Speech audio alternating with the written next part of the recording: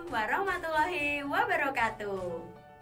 Sahabat rumah belajar, mari kita belajar bersama Bu Finda ya. Hari ini kita akan belajar tema 1, subtema 1, materi esensial IPA KD 3.1 tentang perkembangbiakan hewan di kelas 6. Nah sahabat, perkembangbiakan secara generatif ada 3 macam. Yang pertama secara ovovivipar atau bertelur, yang kedua secara vivipar atau melahirkan, dan yang ketiga secara ovovivipar atau bertelur melahirkan.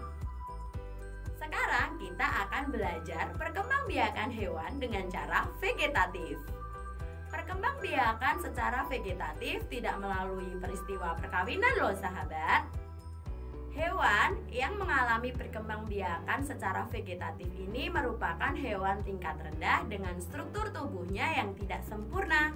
Artinya hewan tersebut tidak mempunyai tulang belakang dan mempunyai struktur anatomi yang lebih sederhana dari hewan bertulang belakang.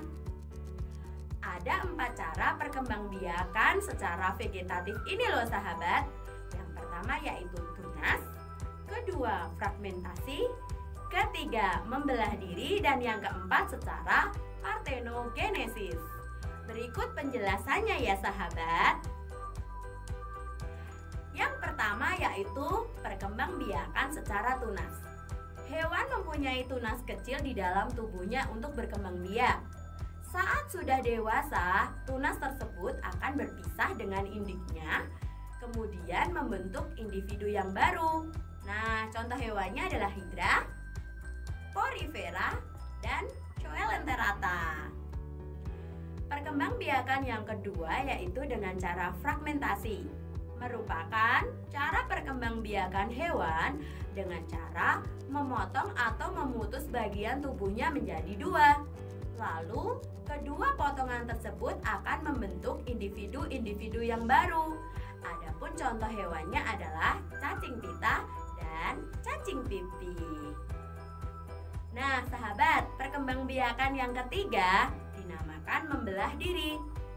Perkembangan hewan ini dilakukan oleh hewan bersel satu. Contohnya adalah amuba. Saat membelah diri, inti sel akan membelah menjadi 2, lalu diikuti pembelahan cairan dan dinding sel. Kemudian jadi individu yang baru. Perbedaannya dengan fragmentasi nih adalah induk yang membelah 2 akan secara langsung menjadi individu yang lengkap loh sahabat. Adapun perkembangbiakan yang keempat yaitu secara partenogenesis, dicontohkan adalah lebah. Perkembangbiakan secara partenogenesis ini terjadi ketika individu baru lahir dari sel telur tanpa harus dibuahi oleh sel sperma loh sahabat. Nah, ratu lebah ini dapat menghasilkan lebah jantan tanpa terjadinya proses pembuahan. Demikian sahabat tentang perkembangbiakan vegetatif pada hewan. Sampai jumpa di video selanjutnya. Salam sahabat rumah belajar. Wassalamualaikum warahmatullahi wabarakatuh.